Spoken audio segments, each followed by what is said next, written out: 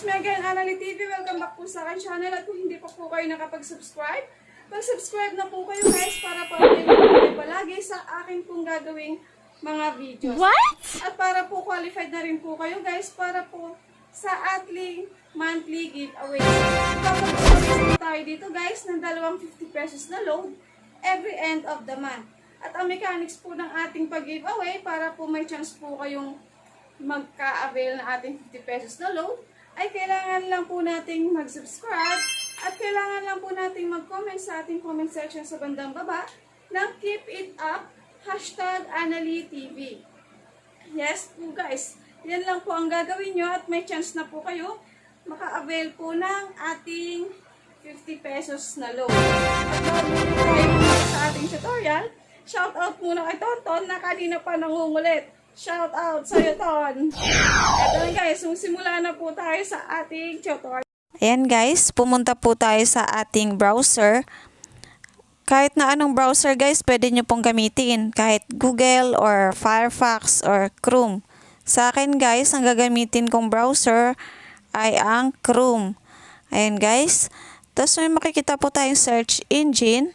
Itatype lang po natin dyan guys yung www.youtube.com.ph.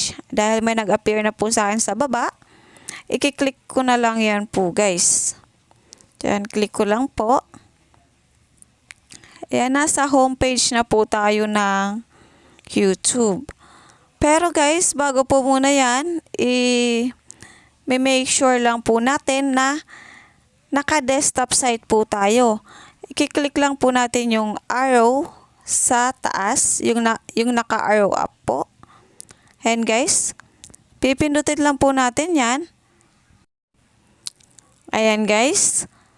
Tapos hanapin lang po natin guys yung desktop site. Tapos i-check lang po yun natin. Ayan guys, naglo-load na siya. Antayin lang po natin. Ayan na guys, naka-desktop site na po tayo. Tapos guys, pindutin lang po natin yung profile picture po natin. Sa taas guys, sa bandang kanan. Ayan. Medyo may kabagalan po ang aking internet. Ayan na guys. Tapos hanapin lang po natin yung YouTube Studio. Ayan guys. Punta lang po tayo sa ating YouTube Studio. Ayan. Tapos makikita na po natin ang ating dashboard.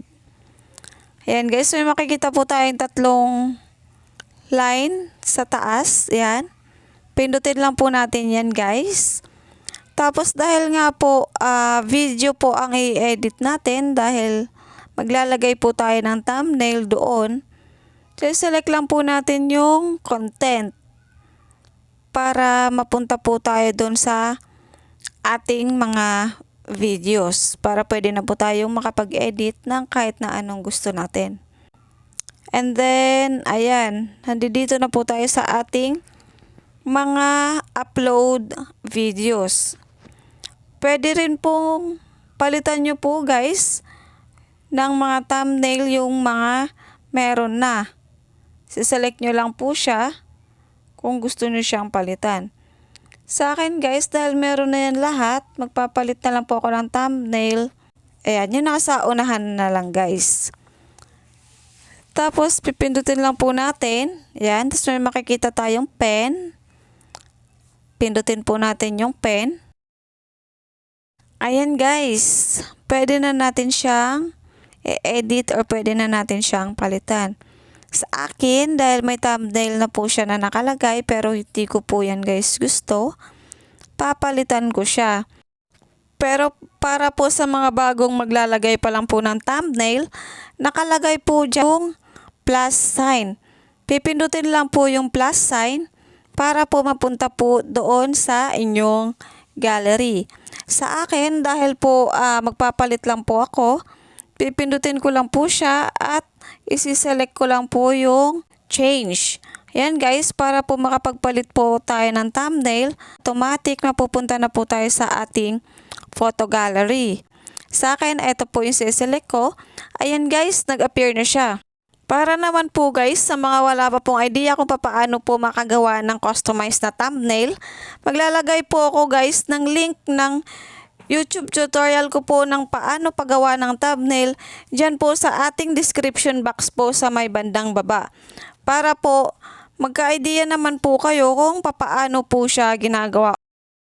Yes guys, dahil okay na po ang thumbnail na nilagay natin, hanapin na lang po natin yung save button po sa bandang taas po ng ating screen. Pagkatapos po ay pipindutin lang po natin siya para po ma-save na po ang thumbnail po na nilagay po natin. And guys, saving na po siya. Puntahan naman po natin ang ating YouTube application. Pipindutin lang natin guys yung ating profile picture sa taas para po mapunta po tayo sa ating mismong account.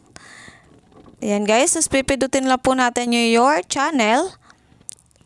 Ayan guys, naglo-load lang po siya. Then may makikita po tayong home, videos, playlist, and channels. Select lang po natin guys yung videos. O ayan guys, as you can see, nakikita na po natin yung thumbnail po na in-apply po natin para dun sa ating video. Ayan guys, napakadali lang po paano po tayo maglagay ng thumbnail sa ating mga YouTube videos. Thanks for watching guys, and don't forget to subscribe, like, share, and comment down below. See you po sa next video. Bye guys!